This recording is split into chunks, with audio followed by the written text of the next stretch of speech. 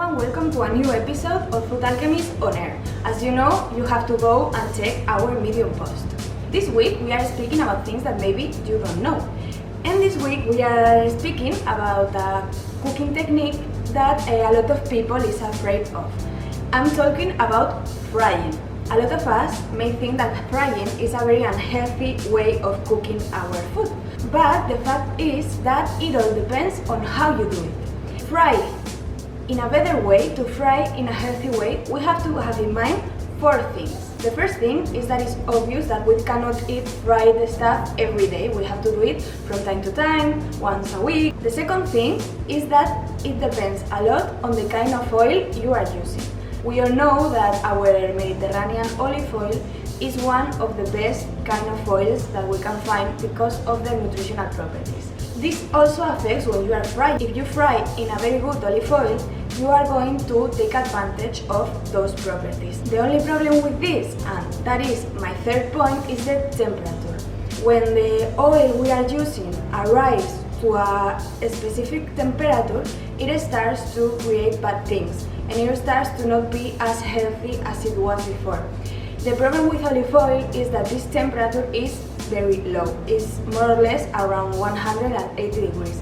So the only thing that we have to have in mind is that we don't get past that temperature and we always stay between 160 and 180. And at the end we are going to fry slower and we are not going to give to our product that unhealthy compounds. The fourth point is that at the end, frying is just a dehydration technique where you are taking all the water out from the surface of our product.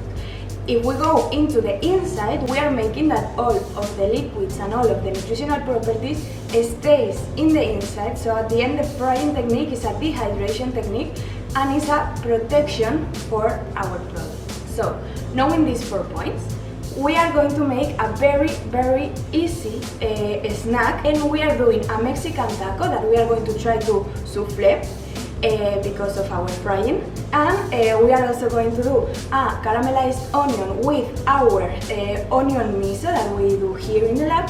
We are also going to do a walnuts and dry tomatoes cream, and we are going to finish our little snack with some Italian burrata. So let's start. I hope you like the video and let's do it.